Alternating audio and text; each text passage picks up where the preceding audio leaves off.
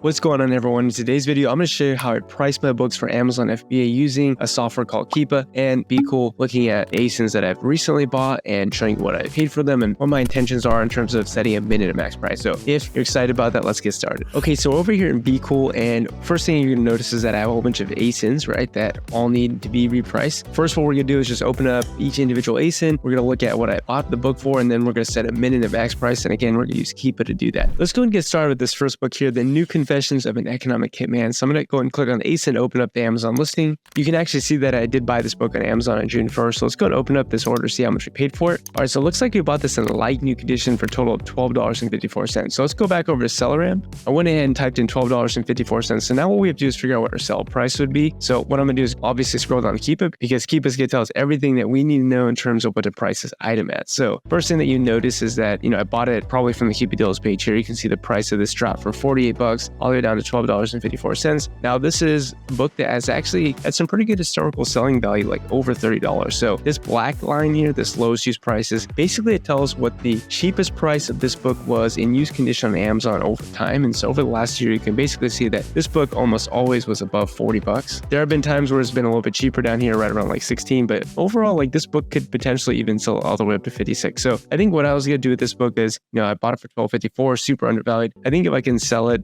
right around the $40 range, 40 to 50, that'd be really cool. So, just to kind of give you an idea of what the profit would be, if I were to sell for 40, it'd be a nice $11 profit. If I were to sell for 50, it would be a little bit more. It'd be about $20 there. So what I'm going to do is go back over to Be Cool. Over here in the buy cost, I'm going to go and put $12.54. And like I said, I want to sell between 40 and 50. So I'm going to set my min price here at 40 and set my max price here at 50. And then all I'm going to do is click the save button. And now this book is active. Basically, all that's going to happen is this book is going to change in price between $40 and $50 to try to hit that buy box. And if I'm able to get the buy box and obviously someone buys it, then basically I'll make money on it. So we'll come back over here to the actual Amazon list. You can actually see that in the buy box, we actually have what looks like a merchant fulfilled seller. And if we look at the other offers, you can actually see there's one offer for $19.95. There's another offer here for right around like $20, and then it shoots actually up to $60. So that's a really good sign. There's only 2 more copies of this book at a really cheap price, and then it's going to go back up. And if you don't know who I am, my name is Joji Davenport. I'm a high school chemistry teacher and also a 6-figure Amazon FBA online book arbitrage seller. So what that means is I buy books on Amazon.com and eBay.com and flip them on Amazon. I actually don't go to thrift stores or library sales or do free book pickups. I actually just buy books that are undervalued or below market value, and I buy them on Amazon, eBay when they're cheap, and sell them on Amazon for more money. All right, so let's go and move on to the next book here. We have the competition car suspension. Let's go and open that up in a new tab.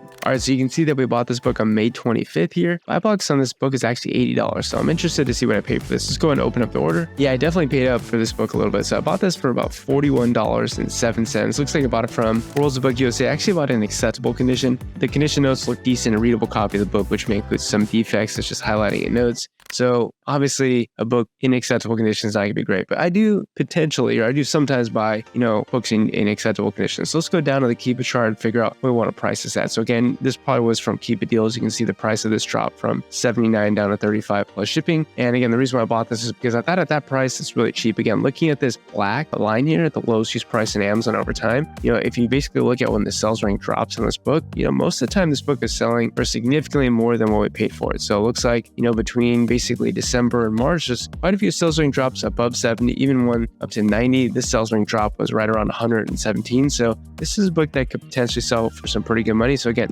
$41.07 is what I'm going to put as obviously the buy cost. Now, in terms of being profitable in this book, we probably have to sell it for like at least $75 to, just make a decent profit. So probably what I'm going to do is just put 75 as the min price and then put 110 as the max price, because again, we do have historical data, we have precedent of selling up to 117. So I'm going to go and put 110 as the max price, and at $110 is the max price. The potential profit on that book, I'm going to come back over here to Be Cool. I'm going to go and put in the buy cost, which was $41. And then the min price, I'm going to go and put 75, and the max price, I'm going to put $110 like this. And I'm going to go and press save. And again, this book is going to go live, basically going to compete for the buy box in between those prices. All right, so the next book we're going to look at is called 2000 Seasons. Let's go and open that product listing. All right, so you can actually see I bought this on Amazon as well. I bought it on June 7th, which happens to be my birthday. But if we scroll down to the Keepa chart, we can zoom into June 7th here. Looks like, again, this was probably a Keepa deals pickup, but it looks like June 7th here, price dipped down to about $24. So if we go ahead ahead and look at my orders page again. Looks like we bought this for $28.99. So let's go ahead and go back over here. All right, so the buy cost in there is $28.99. Now we just got to figure out a sales price on this. So let's go back to Keepa. And one thing you'll notice is that the sales rank of this book is a lot better. There's a lot more sales rank drops over the last year, which means this is a book that sells more frequently than some of the other books that we looked at. Now, what's actually really fascinating about this book is that it actually has new third-party prices on it. So actually, let me get rid of some things just to make it look a little bit easier, like make the graph look a little bit easier to see. So I'm going to get rid of that. I'm also going to get rid of sales rank. Let's actually get rid of the black use line as well. So one thing that you notice, and I'm going to get rid of the buy box as well. So one thing that you notice is that basically the new price of this book has fluctuated. It's been as high as $95 last September, and it's been as low as $40. So that's not generally a good sign when the third-party new price is that low, especially considering you bought this book for $28.99. But again, look at the grand scheme of this book over the last 3,000 days. Like the new price, at least over the last 3 years, has generally been pretty high. Now, if we go and add in that black use line, notice that the used price has been very, very close to the new price. And that's a good indicator that this is a book that holds value, because if there's an item that in used condition is basically the same price as that item in new condition, that means clearly people really want it, right? So, then if we go into a sales rank in the mix, we can see that people were definitely willing to pay upwards of $80 for this in used condition. But remember that the new third-party price is going to be like the ceiling price. It's going to kind of limit how high we can price our book at. So right now it looks like the new price is at $65. And what would be interesting to see is whether or not that includes shipping or not. So it doesn't. That's $65 plus $4 shipping. So $69 is actually the cheapest you could buy this for in new condition. Again, that's not from a prime offer.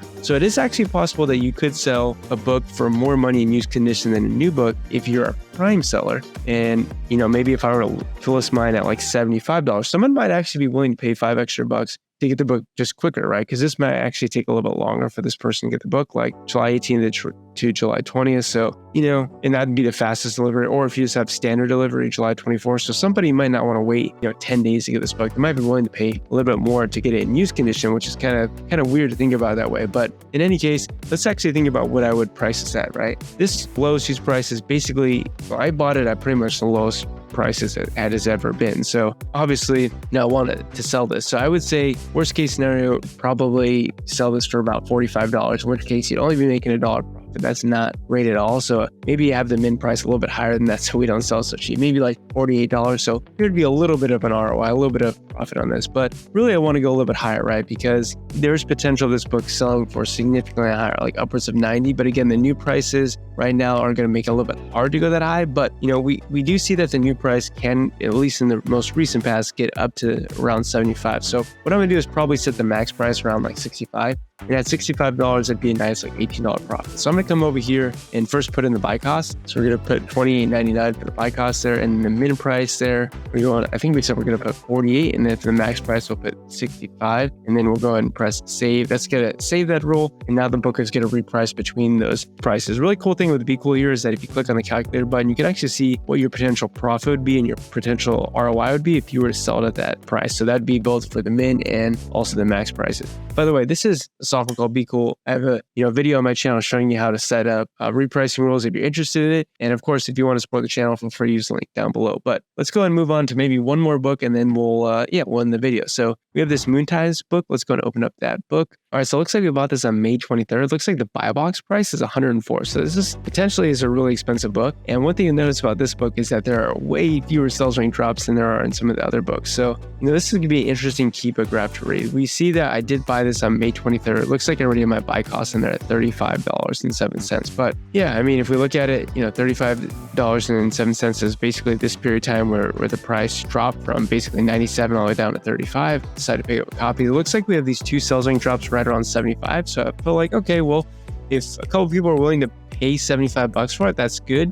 Now, this book did go up to about 115, 116, and we actually don't see anyone buying the book there. Don't see any sales rank drops. Really interestingly, however, is you see the price drop from 116 all the way down to about $36. And we don't see any sales rank drops per se, but we actually do see the used offer count change, which is actually interesting. You see the used offer count goes from 6 to 5 to 4. So that's an indicator that it is likely that a couple people did buy this book, because then all of a sudden the price dropped back to 115. But for books like this, what I would really like to do is look at the last 2,600 days worth of data. One thing that I noticed is that this book, when it was being sold by Amazon, it was right around 50 to 60 bucks, and the used price has pretty much always been around 35 or higher. So that tells me that this is a book that has held value Obviously, Amazon's no longer selling it, so it's definitely going to be a little bit rarer these days. So we do have data showing that it could sell upwards of 75. So, I feel pretty safe in this book, putting my min price right around 75. If I put it around that, the profit on the book would be around 17. Now, in terms of a max price, not really sure how high I'm willing to go in this. I'd probably maybe go up to like $90 the max price, because I do want to make sure it sells.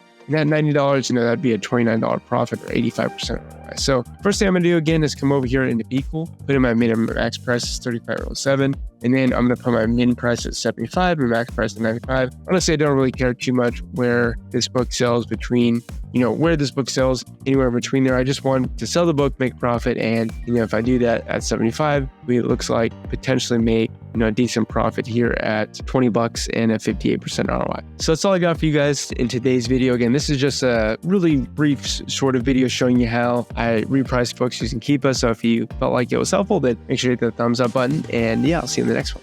Goodbye.